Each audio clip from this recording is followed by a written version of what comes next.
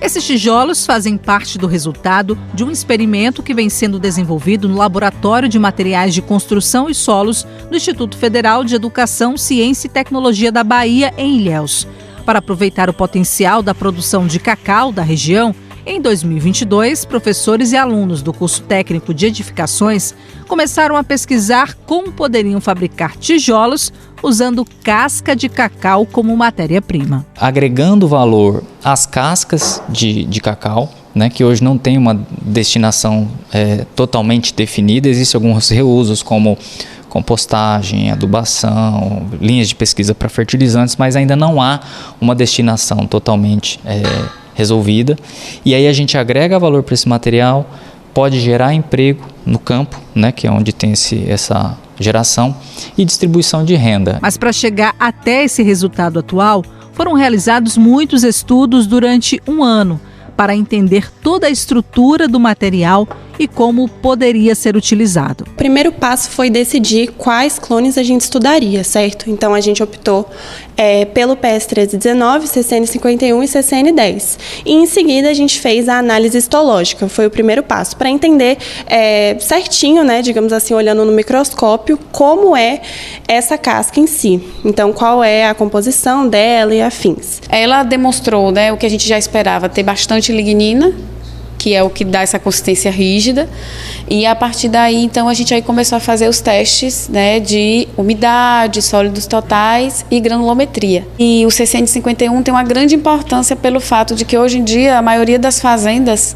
é a muda clonal que a gente encontra, pelo fato da característica dele que ele tem um grande número de amêndoas por fruto, o que é interessante para o produtor. Eles têm aspectos da casca diferente e também coloração diferente, mas a anatomia se manteve igual. Além de entender toda a estrutura da casca do cacau, foi preciso também identificar como seria possível utilizar essa matéria-prima na construção civil. Foi aí que foi identificado que seria preciso desidratar essas cascas. Foram muitos experimentos até achar o ponto ideal. Com as informações da anatomia, nós chegamos ao resultado de que precisaríamos de uma temperatura um pouco maior para deixar bastante desidratado, para que a matéria orgânica da casca do cacau não atrapalhasse na durabilidade do concreto. Com essas informações e os testes que foram aplicados, a gente conseguiu chegar no tempo ideal de desidratação e na temperatura. E com 24 horas a gente já conseguiu chegar numa demanda de desidratação ideal para triturar e adicionar nos nossos traços de argamassa e de concreto. Para fazer esse tijolo, primeiro é adicionado água junto com escória, que é um tipo aglomerante, como se fosse um cimento. Tudo é bem misturado. Depois é adicionado a cinza da casca do cacau para finalizar o processo. As dosagens ainda estão em teste. Com a massa pronta, é preciso fazer o teste de consistência. Com tudo aprovado, é hora de fazer os moldes. Para a pesquisa, as estudantes estão usando essas formas em formato de cilindro. Só após 24 horas de seca é que o material é desmoldado.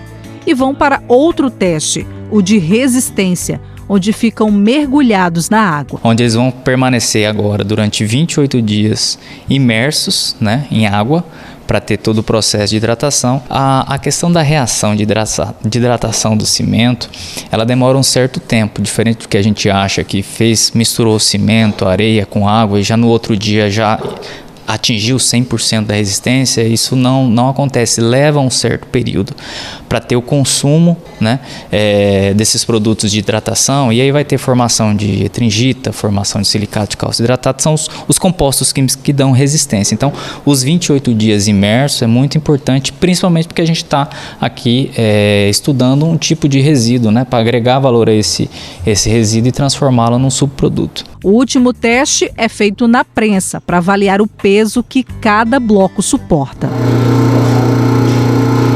Esse bloquinho suportou 3.138 quilos, mas nem todos conseguem o mesmo resultado, porque, segundo os pesquisadores, as medidas finais estão sendo avaliadas para que o produto tenha um bom desempenho e segurança na construção civil. Aqui é onde a gente consegue determinar qual é a resistência à compressão daquela formulação que a gente testou inicialmente, ou seja, o quanto efetivamente de carga que esse traço desse compósito, no caso dessa argamassa, ele aguenta de carga. A gente acabou de fazer aqui um experimento onde a gente chegou na resistência à compressão dessa unidade desse corpo de prova de 5 megapascal, que seria sim uma resistência suficiente, por exemplo, para a produção de bloco de vedação. Utilizações que não têm uma finalidade estrutural, não vai substituir o esqueleto estrutural da umidificação. Ela vai entrar como parede de fechamento, vedações, ou seja, partes de uma casa que não tem responsabilidade estrutural. Somente a resistência sozinha não há um parâmetro que pode determinar a aplicação na prática. A gente ainda precisa também avaliar as questões de durabilidade. Por isso que a gente vai fazendo todos esses testes com várias formulações para encontrar a porcentagem ótima e aí partir para os estudos de durabilidade. Agora a gente precisa refinar, né, a questão da proporção, a questão de resistência e também a questão da durabilidade para efetivamente sair, né, do laboratório e passar a ser utilizado na prática.